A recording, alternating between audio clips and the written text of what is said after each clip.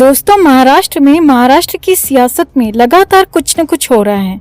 कुछ न कुछ ऐसा हो रहा है जिससे लगातार भूचाल आ रहा है। कभी संजय राउत को लेकर, कभी अनिल देशमुख को लेकर, तो कभी नवाब मलिक को लेकर। और इस बार संजय राउत के मामले से, संजय राउत के कनेक्शन से नवाब मलिक का ऐसा लिंक जुड़ा है कि नवाब मलिक को लेने के देने पड़ गए। मलिक की हालत खराब हो गई, बिगड़ गई, और कंडीशन ये भी आ गई कि वहां पर भूचाल आ गया, वहां पर दौरा पड़ने जैसी खबर आ गई है, क्योंकि अस्पताल के अंदर ही नवाब मलिक की हालत बुरी तरह से और ज्यादा बिगड़ गई है। तो क्या हुआ अचानक ऐसा? क्यों हुआ? कैसे संजय राउत के कनेक्शन ने नवाब मलिक की हालत खराब कर दी? सब कुछ आपको दिखाते हैं, बताते हैं। आप भी वीडियो को लाइक और शेयर कर अपना प्यार और सपोर्ट दिखाएं, और कमेंट करके अपनी राय जरूर दें कि नवाब मलिक के लिए आगे के रास्ते कितने मुश्किल हैं, कितने आसान। कमेंट जरूर करें। चैनल के साथ जुड़कर चैनल को सब्सक्राइब कर हमारी आवाज बने। तो संजय राउत और नवाब मलिक को करीब करीब एक जैसे जुर्म में पकड़ा गया था। दोनों पर एक जैसा ही आरोप लगाया गया था, और वो भी आरोप था मनी लॉन्ड्रिंग का। आरोप था पैसों को इधर से उधर करने का, हेरफेर करने का। हालांकि नवाब मलिक पर थोड़ा सा मामला इसीलिए ज्यादा बढ़ गया क्योंकि मामला डी तक पहुंच गया, डी कंपनी तक पहुंच गया और देश विरोधी ताकतों तक पहुंच गया। अब फरवरी में नवाब मलिक को गिरफ्तार किया गया, तो जुलाई में संजय राउत को अरेस्ट किया गया। लेकिन संजय राउत को बेल मिल चुकी है। जी हाँ, संजय राउत जुलाई में गिरफ्तार होने के बाद भी बेल पा चुके हैं। बेल पर उन्हें छोड़ दिया गया है। लेकिन नवाब मलिक अभी भी जमानत हासिल नहीं कर पाए हैं। अब इसी बीच बुधवार को ऐसा कुछ हुआ जिससे नया भूचाल आ गया, नया बवाल बढ़ गया।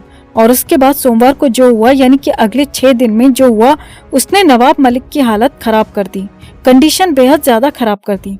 कनेक्शन संजय राउत तक पहुंचा है। असल में बुधवार यानी कि 30 नवंबर को नवाब मलिक की जमानत की याचिका पर फाइनल फैसला आया, और नवाब मलिक की जमानत को स्पेशल कोर्ट ने खारिज कर दिया। जी हाँ, मलिक की बेल को, याचिका को खारिज कर दिया और साफ कहा कि नवाब मलिक को अभी जमानत नहीं दी जा सकती, क्योंकि वो इसके हकदार नहीं है। इसके लिए उनके खिलाफ पर्याप्त सबूत हैं। नवाब मलिक की तरफ से पेश हुए वकील अमित देसाई ने कहा कि नवाब मलिक एक निर्दोष खरीदार हैं। जब उन्होंने प्रॉपर्टी खरीदी थी तो उन्हें हसीना पारकर या फिर कोई और कनेक्शन का पता नहीं था। लेकिन सरकारी वकील ने दलील दी कि जो 55 लाख रुपए दिए गए हैं वो इसके पक्के सबूत हैं कि नवाब मलिक साफ साफ जानते थे, और इस बात के साफ साफ सबूत भी हैं। और ये सारी दलीलें पहले भी दी जा चुकी हैं। लेकिन इस बार ये दलीलें इसीलिए ज्यादा महत्वपूर्ण थी क्योंकि बेल पर सुनवाई हो रही थी, बेल पर फैसला आना था, और अंत में कोर्ट ने नवाब मलिक को जमानत देने से इनकार कर दिया, बेल की याचिका को खारिज कर दिया। अब ये सब कुछ हुआ कोर्ट में, लेकिन इसके बाद जो हुआ वो अस्पताल में हुआ था, जो हैरानी भरा था, चौंकाने वाला था। क्योंकि 30 नवंबर के बाद नवाब मलिक की तबीयत जो खराब थी वो अचानक और ज्यादा खराब होने लगी। नवाब मलिक की कंडीशन बिगड़ने लगी, दिक्कतें बढ़ने लगी। लेकिन कहानी में ट्विस्ट आया सोमवार की शाम को। जी हाँ, सोमवार यानी 5 दिसंबर की शाम को इस मामले में नया ट्विस्ट आ गया, बड़ा ट्विस्ट आ गया, जिसमें पता चला कि नवाब मलिक की तबीयत और ज्यादा खराब हो गई। नवाब मलिक मुंबई के अस्पताल में भर्ती हैं।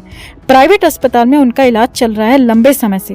लेकिन खबर है बड़े सूत्रों के मुताबिक कि 5 दिसंबर यानी सोमवार के दिन में उनकी तबीयत ज्यादा बिगड़ने लगी, और शाम होते होते और ज्यादा खराब हो गई। अब सूत्रों का यहाँ तक कहना है कि उन्हें एंजाइटी का अटैक आ गया, दौरा पड़ गया। जी हाँ, और इसकी वजह बने संजय राउत। जी हाँ, सूत्रों के मुताबिक बार बार अपने घर वालों से, अपने करीबियों से, अपने वकीलों से यही बात कहते हैं कि ऐसे ही मामले में संजय राउत को जमानत मिल गई। संजय राउत जेल से बाहर आ गए, बाहर बेखौफ घूम रहे हैं, लेकिन उनको जमानत नहीं मिल रही, और उन्हें कब बेल मिलेगी। और इसी बात को लेकर लगातार नवाब मलिक टेंशन में रहते हैं, और सोमवार के दिन ये टेंशन कुछ ज्यादा ही बढ़ गई और हालात खराब हो गए, क्योंकि हाल फिलहाल ही नवाब मलिक की बेल की प्ली खारिज हुई थी। और इधर संजय राउत का नाम लेकर, संजय राउत की बात कहकर नवाब मलिक को दौरा पड़ गया। सूत्रों के मुताबिक ऐसी खबरें आ रही हैं। हालांकि आनन फानन में उन्हें क्रिटिकल केयर में शिफ्ट किया गया, उनकी हालत को स्टेबल किया गया, उनका लगातार इलाज भी जारी है। लेकिन बड़ी बात यह है कि नवाब मलिक की कंडीशन वैसे ही पहले से ही खराब है। उनको किडनी की समस्या, उनको सर्जरी के बाद होने वाली समस्याएं हैं, उनको कई और सारी पेट की समस्याएं हैं, बीपी हाई है, शुगर है, और भी कई बीमारियां हैं। और संजय राउत की बेल के बाद उनकी ज्यादा हालत और ज्यादा खराब हो रही है, क्योंकि ये सारी की सारी बीमारियां ऐसी हैं जो कि टेंशन में और ज्यादा बढ़ जाती हैं। और इसीलिए उसी टेंशन में नवाब मलिक को एंजाइटी होने तक की खबर आ रही है, जो कि हैरानी भरा है, चौंकाने वाला है। अब डॉक्टर्स का कहना है कि ये सर्दियों वाले महीने नवाब मलिक के लिए खास तौर पर बड़े ही चिंताजनक साबित हो सकते हैं। अगले 2 महीने बेहद ज्यादा चिंताजनक हैं, संवेदनशील हैं, क्योंकि वैसे तो मुंबई में बहुत ज्यादा ठंड पड़ती नहीं है, सर्दी बहुत ज्यादा होती नहीं है, लेकिन जो भी ठंड पड़ेगी उसमें भी नवाब मलिक के लिए सर्वाइवल बहुत मुश्किल होने वाला है।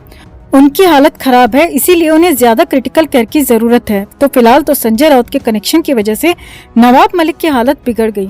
इस पर आपका क्या कहना है? कमेंट में से लेकर आप भी अपनी बात, अपनी राय जरूर रखें और वीडियो को लाइक और शेयर कर अपना प्यार और सपोर्ट भी जरूर दिखाएं। दोस्तों, संजय राउत जमानत पर जेल से बाहर हैं और कब तक जेल से बाहर रहेंगे कह नहीं सकते। अब इस बीच संजय राउत को लेकर बड़ी और नई खबर है। खुद संजय राउत ने 19 दिसंबर तक की तारीख तय कर दी है। जी हाँ, उल्टी गिनती शुरू कर दी है, काउंटडाउन शुरू कर दिया है और 19 तारीख से पहले बड़े बदलाव की बात कही जा रही है, बड़े भूचाल की बात कही जा रही है। लेकिन इससे भी बड़ी बात यह है कि 19 दिसंबर से पहले ही खुद संजय राउत तक का निपटारा हो सकता है, जिससे मुंबई में महा भूचाल आ सकता है, बड़ा बवाल हो सकता है। तो क्या है तारीख वाला ये इशारा? क्या कहा संजय राउत ने? क्या होने वाला है? सब कुछ आपको दिखाते हैं, बताते हैं। आप भी वीडियो को लाइक और शेयर कर अपना प्यार और सपोर्ट दिखाएं और कमेंट में से लेकर अपनी बात, अपनी राय जरूर रखें। चैनल के साथ जुड़कर चैनल को सब्सक्राइब कर हमारी आवाज बने।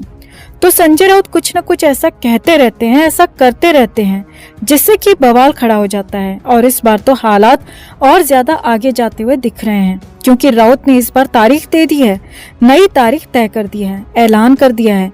19 दिसंबर से पहले बहुत कुछ हो सकता है, बहुत कुछ नया हो सकता है, लेकिन उससे पहले ही खुद राउत पर भी उल्टी गिनती की तलवार लटक गई है। असल में संजय राउत ने पहले कहा था कि महाराष्ट्र में राज्यपाल को हटाया जाए, भगत सिंह कोश्यारी को शिवाजी पर विवादित बात को लेकर हटाया जाए, और इसकी मांग लगातार संजय राउत पहले भी करते रहे हैं और इस बार भी की है। लेकिन इस बार नई और बड़ी बात यह है कि संजय राउत ने तारीख दे दी है और वो तारीख है 19 दिसंबर। जी हाँ, संजय राउत ने कहा है कि 19 दिसंबर का वो दिन होगा जिस दिन या फिर उससे पहले ही काम तमाम हो जाएगा, यानी कि महाराष्ट्र के राज्यपाल भगत सिंह कोश्यारी की छुट्टी हो जाएगी, ऐसा संजय राउत का कहना है। जी हाँ, संजय राउत ने तारीख तय कर दी और इसे लेकर वजह भी बता दी और बताया कि 19 दिसंबर से महाराष्ट्र का सेशन शुरू हो रहा है और सेशन शुरू होने से पहले राज्यपाल की छुट्टी हो जाएगी, ऐसा दावा संजय राउत ने किया है। अब बड़ी और अंदर की खबर ये है कि ईडी भी एक्शन में आ गई है। 19 दिसंबर से पहले ही ईडी भी संजय राउत पर ही बड़ी स्ट्राइक कर सकती है और संजय राउत को 19 दिसंबर तक का भी इंतजार नहीं करने दिया जाएगा। उससे पहले ही बड़ा एक्शन खुद संजय राउत पर हो सकता है और इस बार ईडी और ज्यादा पुख्ता तैयारी के साथ और ज्यादा पुख्ता सबूत और गवाहों के साथ आ रही है और ईडी इस बार कांड कर सकती है 19 दिसंबर से पहले संजय राउत को लेकर। अब इन दोनों ही बातों में जो भी होता है, या कहें कि जो भी पहले होता है, उस पर बवाल होना तय है। महाराष्ट्र की सियासत में भूचाल आना तय है, विधानसभा में हंगामा होना तय है।